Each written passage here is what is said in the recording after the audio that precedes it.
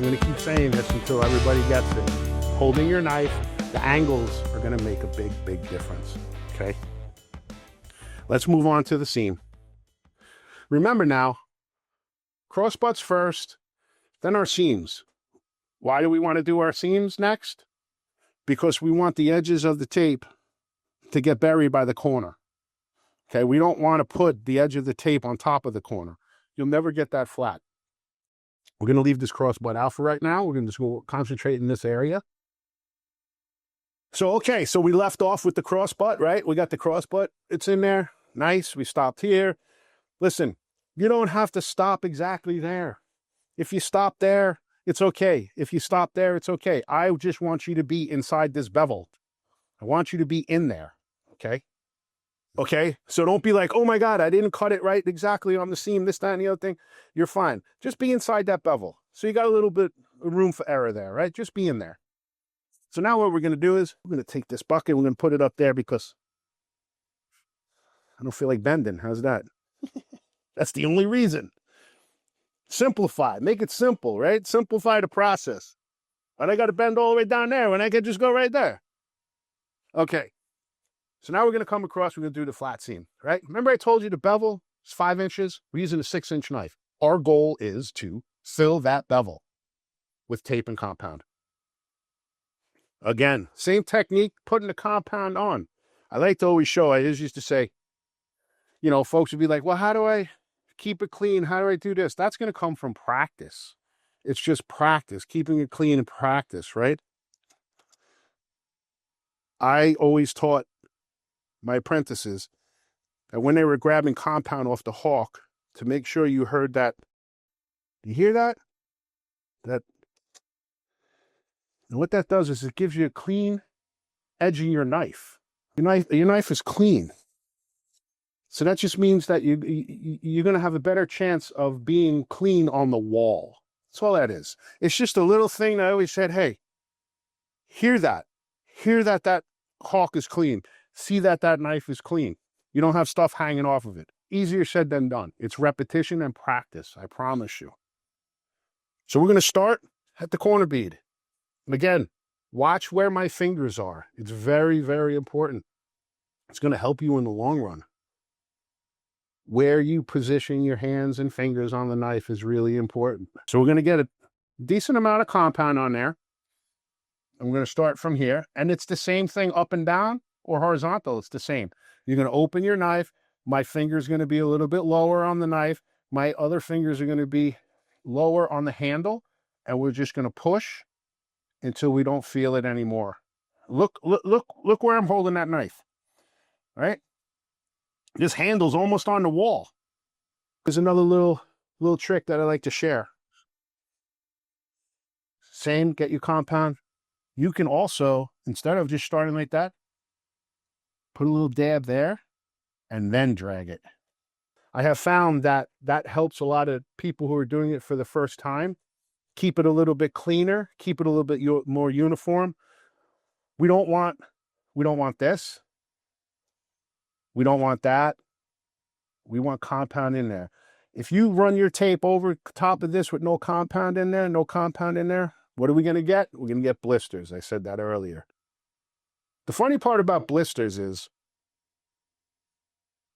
you don't know that you have a blister until you put the second coat on. I mean, obviously, if we had a big blister like that, we would be able to tell. If that happens, even the smallest, if it's the size of a dime even, we won't know that we have a blister there until we put the second coat on. So now think about this. Your first coat is dried. You come back, you want to put your second coat on. You run your second coat. All of a sudden, you see a bubble. You're like, oh, what is that? Well, that's a blister. That means you didn't do your job on the first coat. What do you have to do? You got to cut that blister out. So essentially, we're almost starting from scratch. So now we're setting ourselves back. We're not setting ourselves up for success. Okay? Let's go with the technique here. I'm going to just swat it on there, and I'm going to float that. I'm going to swat it sideways, and then I'm going to float it. Okay? You can usually tell. You can see a little bit of sheetrock there. I'm okay with that. You could always put a little bit of compound back on your knife and just float No pressure, just float right over it. All right? Yes, there's some videos out there that are going to tell you to put it on differently. Yes, there are going to be people that say, why are you putting it on like that? There's another technique where you slide the compound on. You don't need as much, but now you have to press even harder to get that recess filled. Remember, our goal is to fill this recess, okay? That recess is pretty much filled at this point. We really don't have to do too much extra work. Now, when we come back and we embed the tape and we wipe, we got a better chance of having that seam being filled with compound, which is what our goal is. So again, help ourselves. Don't leave a little bit of compound in there, just enough for the tape to stick there. The recess isn't filled, because what happens is now I have to make that up on the second coat. And I got to fill that recess on the second coat. What happens? Compound shrinks. Okay? Just as I was saying earlier, if we put too much compound on there, we can have a hump. If we put too little, you can still see the recess. We need to make sure we have adequate amount of compound in there with the tape, fill the recess to give us a better chance of being successful for our second coat.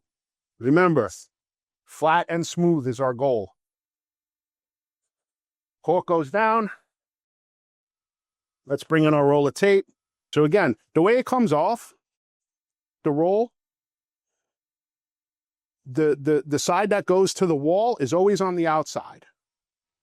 Okay. So I've seen, there's different, a lot of people do things differently, right? I'm just here to show you what I've learned over the course of time. A lot of people tape with tools. Production taping is done with tools, right? Specific flat boxes, bazookas, all of those things.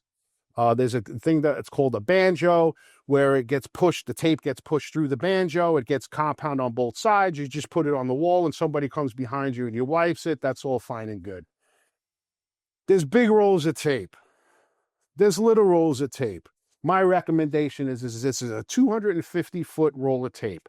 Perfect for your hand, easy to control with your hand. If you get those big rolls of tape, it's very, very difficult to hold with your hand. Those are really made for production taping. You don't need it. Just get the smaller roll. You're going to thank yourself later when your hand is not killing you, right? Again, tape, front and back, crease to the wall. Remember I showed you on this crossbutt how we identify where the seam is? Same idea for here. People lift this and go, oh my goodness, I can't see where I'm supposed to put the tape. You go to the edge. You take your knife, slide it right through. You can see your seam now, right? You get a little bit on there, just throw it back on there. Take your tape. You want that crease to line up with that line you created. I have a tendency, as I'm rolling the tape on, to always pull it down. So I'm constantly moving the tape. That's just me. I've always done that. I know that's a flaw, but I know how to fix it, right? You look, come to the end, you can straighten that tape out, okay? Make sure you're in there. If you got it right the first time and you're happy with where it's laying, you don't have to adjust the tape at all. It's beautiful. For this particular wipe, I'm going to use a 10-inch knife. I'm going to omit the 8-inch knife. If you're going to continue to do drywall repairs, taping in your house, absolutely pick up an 8-inch knife. It can help. You can use it instead of the 10-inch. I'm going to simplify it a little bit. We're going to use a 10-inch for the wipe and the second coat, and then we'll use a 12-inch for the polish. So maybe you don't want all these tools. You just need a couple. This is all you really need. So again, I was showing you how to hold your hand on the 6-inch knife. It's no different with the 10-inch knife. And you're going to see soon when we do the second coat how being able to move your finger from side to side is going to help you as you move the compound and manipulate the compound on the wall, right? Side to side, up, down. See my fingers. And you're going to see as I flatten out, it's the same idea. Flat, open, different angles. We always start with a little bit of compound on the knife. Gives us a little bit, I guess, lubrication. So we're not just grabbing a dry piece of tape, right? Remember the technique I showed you to put the compound on the wall? Swipe it this way. We're going to do the same thing. I'm going to put a little bit on there. We're going to go in the center, and we're going to wipe out. I barely even pressed, okay? I barely pressed, which is easier on your hands. It's just an easier process. And now we're going to go this way. A little bit of compound that's already on there. I'm going to throw it back on there. And you're just dabbing it on there. You're not pulling. There's no pressure. And I want you to come this way.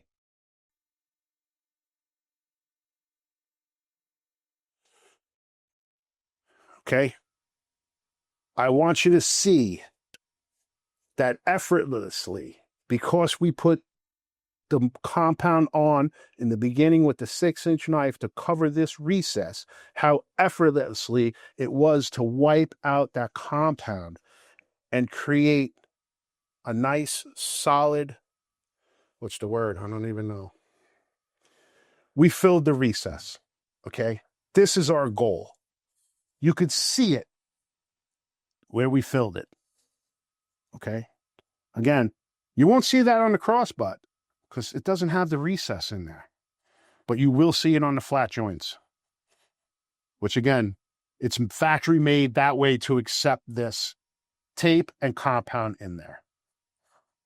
Now, what I was explaining to you earlier, if you don't fill this recess in and you get that and there's not enough compound in there,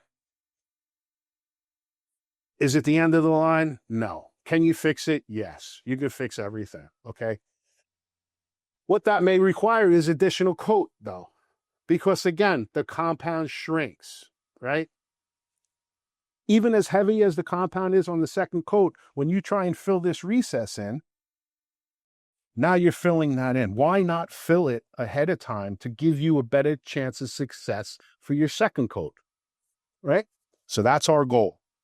Again, compound on the knife, little bit, no pressure, hold my knife low, and really, if you're flipping eggs, it's like, just throw it on there. Give yourself a little bit of a lubricant on there to glide across and fill that recess. So you walk into the room, it's freshly sheetrocked. I also want to bring this up too. Typically, when we go in and we start working, we like to work from the top down, right? We'll do the ceiling first and work our way down. And the reason being is because we all make a mess. There's potential for a mess. And this is the rationale behind starting high and working low. If you do wind up dropping any compound and it does hit the walls as you're working, as you work down, you can clean your wall up, right? You're working up here, you're doing this and you drop a little bit of compound on the wall, it lands down here. You can clean it up. Keep them clean as you work down. For ease of operations and to show you guys, I started with the wall first. We would continue with the wall. We would do our crossbutt first again, just like we did here. We would continue with our seam, and we would put our corner in. Now, for teaching purposes, I'm only doing sections of these to show you.